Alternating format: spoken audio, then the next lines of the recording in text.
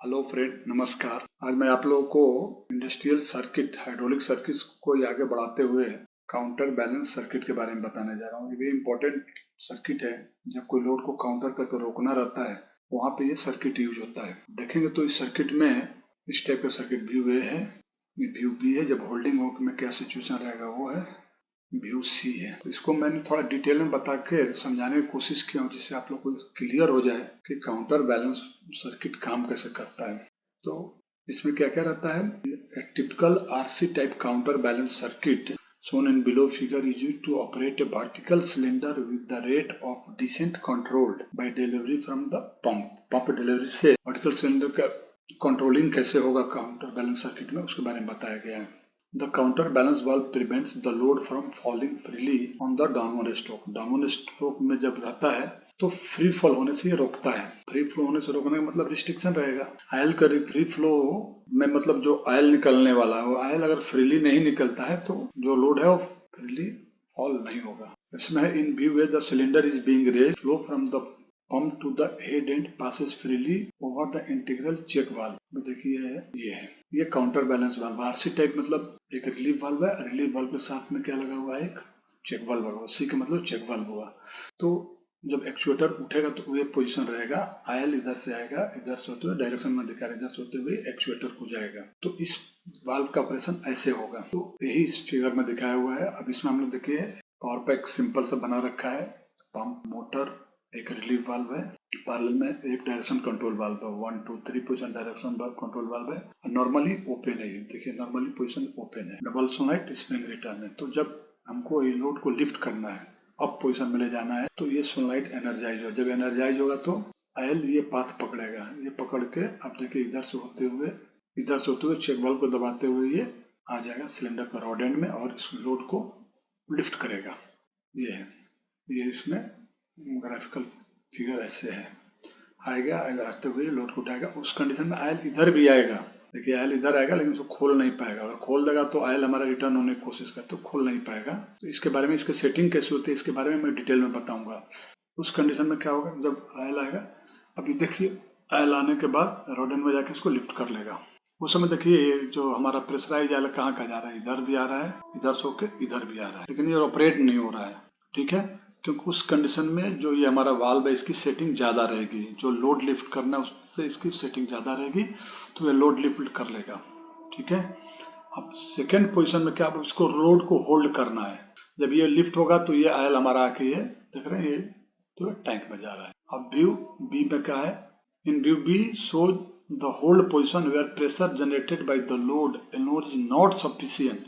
देखिए ये लाइन बहुत इंपॉर्टेंट है, where pressure generated by the load alone is alone, load से जो प्रेशर जनरेट है not sufficient to overcome setting of counter balance valve spring. मतलब काउंटर बैलेंस वाल्व स्प्रिंग के setting को ओवरकम नहीं कर सकता, उसको दबा नहीं सकता है, उतना पर उसकी सेटिंग होना। किससे, एलोन लोड, जो लोड लटक रहा है उससे। तो इस फिगर में हमने ये दिखाया है। अब होल्ड कंडीशन में कैसे रहेगा, ऐसे रहेगा, कहीं भी आयल का आना जाना नहीं रहेगा। और ये अब देखिए, अब ये जैसे नॉर्मल पोजीशन में आ गया। नॉर्मल पोजीशन आने के बाद ये आयल आने के बाद इधर आयल ट्रैप है, इधर आयल आके इधर रुका हुआ है, तो जिससे ये हमारा मूवमेंट नहीं होता। इस कंडीशन में क्या होगा कि जो भी यहाँ से लोड से जो प्रेशर जनरेट हो सफिशियंट नहीं होगा इसको ओपन करने के लिए। अगर ओपन कर देगा तो आयल निकल जाएगा, तो होल्ड नहीं होगा, तो ये होल्डिंग पोजीशन होगा। अभी हम आते हैं डाउनवर्ड पोजीशन में। डाउनवर्ड पोजीशन में क्या है, view C show the load being lowered with pressure on the head of the piston providing the additional force. देखिए, providing the additional force required to cause the counter balance valve to open. जब हम दूसरे round से देते हैं, मतलब कि piston and से, इस फिगर में जब पिस्टन एंड से जब हम प्रेशराइज आयल देते हैं, जब उधर से हम फोर्स लगाते हैं तब फोर्स का डायरेक्शन दोनों सेम हो जाता है। एक तो सेल्फ वेट से नीचे में प्रेशराइज हुआ है, और उधर से भी जब प्रेशर लोड से जो प्रेशर जनरेट होता है वो सफिशियंट होता है काउंटर बैलेंस वाल्व को खोल देने के। तो ये इसमें हमने होल्डिंग हो गया। सी में देखिए ये पोजीशन होगा, मतलब आयल इधर से आना शुरू होगा। और ये जो उसमें दिखाया है नॉर्मली जो क्लोज दिखाया है, ये नॉर्मली क्लोज है। ये नॉर्मली क्लोज ना होके ये इनलाइन होगा, मतलब नॉर्मली ओपन हो जाएगा। आयल का रूट ऐसे होके ऐसे हो जाएगा।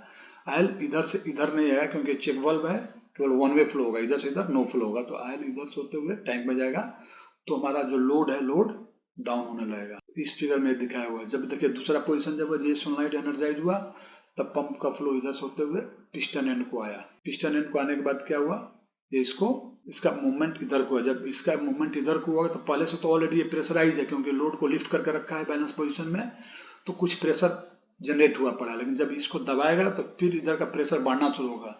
जब प्रेशर बढ़ना शुरू होगा तो ये जो लाइन हमारा है ये आके इसको दबा देगा। जब इसको लिफ्ट करेगा तो जो स्प्रिंग टेंशन जैसे ज्यादा होगा तो ऑयल जो हमारा इधर से आ रहा है इधर से होते हुए ये टैंक हो जाएगा, जिससे हमारा लोड डाउन हो जाएगा। ये लाइन जो दिया हुआ है, जो चेकबल वाला लाइन है, और ये लाइन सेपरेट लाइन है, जैसा कि हमने ये फिगर में दिखा रहे हैं, देख रहे हैं, ये हमारा चेकबल वाला लाइन है और ये हमें रिलीफ वाल्व वाला लाइन है। तो इसमें कंफ्यूज नहीं होना है। ये एक पायलट लाइन गया हुआ है जो आगे मैं बता रहा हूँ।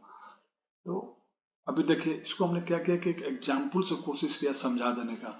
जनरली ये लोड को लिफ्ट करके रखने के लिए रहता है। सिमलेस पाइप प्लांट में जो अपर चौक रहता था वहां पे ये सिलेंडर लगा हुआ था वर्टिकल पोजीशन में, और उसमें ये सिस्टम ये काउंटर बैलेंस वाल्व लगा हुआ था, जिससे को लिफ्ट करके रखता था। जब डाउन करना होता तो ऊपर से हम प्रेशर देते थे तो लोड को डाउन, रोल को मैंने चौक को डाउन करता था।